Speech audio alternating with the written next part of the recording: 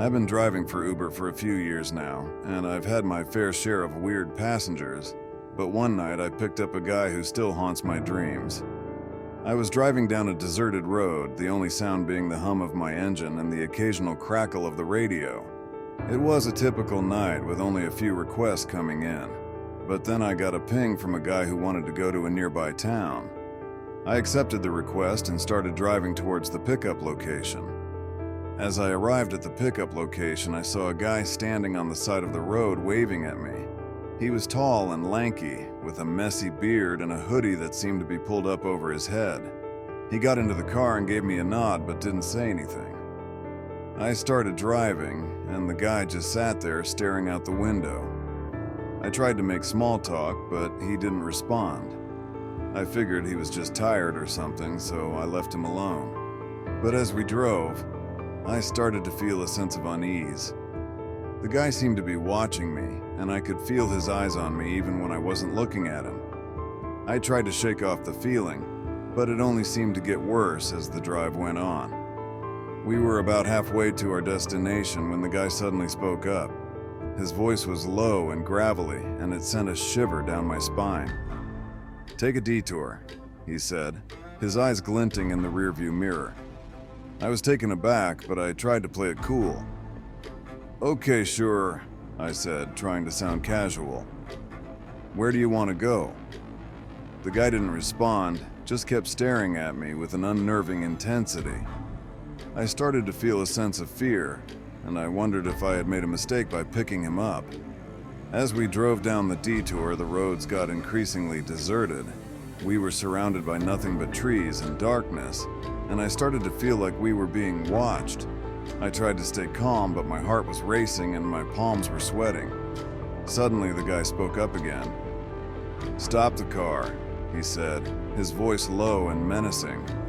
I hesitated, unsure of what to do, but the guy's eyes seemed to be boring into my soul, and I felt like I kinda had no choice. I pulled over to the side of the road and the guy got out of the car. As he walked away, I felt a sense of relief wash over me. I was glad to be rid of him, and I couldn't wait to get back to civilization. But as I turned the car around and started driving back, I saw something that made my blood run cold. The guy was standing in the middle of the road, his eyes fixed on me with an unnerving intensity. I slammed on the brakes and the car skidded to a stop just inches from his face. He didn't flinch, just kept staring at me with an unblinking gaze. I was frozen in terror, unsure of what to do. But then the guy suddenly turned and walked away, disappearing into the darkness. I was left sitting there, my heart racing and my mind reeling. As I drove back to the city, I couldn't shake the feeling that I had just had a close call. I didn't know what the guy's intentions were, but I knew that I had to be more careful in the future. I started to think about all the what-ifs, and my mind started to spin with worst-case scenarios. I finally arrived back at the city, my nerves still on edge. I didn't know what had just happened, but I knew that I would never forget the feeling of being watched and vulnerable on that deserted road. As I reflected on the experience, I realized that it had left a lasting impact on me. I was more cautious now, more aware of my surroundings and the people around me. I had always known that driving for Uber could be dangerous, but I had never experienced anything like this before. The encounter had left me with a sense of unease, a feeling that I was not alone in the world. I started to wonder if there were other people out there like the guy, people who were watching and waiting for their next victim. I knew that I had to be more careful, more vigilant. I couldn't let my guard down, not even for a moment. The experience had taught me a valuable lesson, a lesson that I would never forget.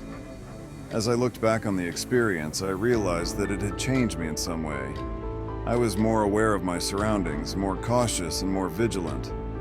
I had learned to trust my instincts, to listen to that little voice in my head that told me when something was off. The experience had been terrifying, but it had also been a wake-up call.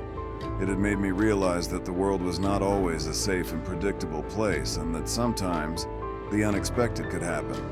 I was grateful for the experience, strange as it may seem. It had taught me a valuable lesson, a lesson that I would carry with me for the rest of my life. And as I drove away from the city, I knew that I would never forget the feeling of being watched and vulnerable on that deserted road.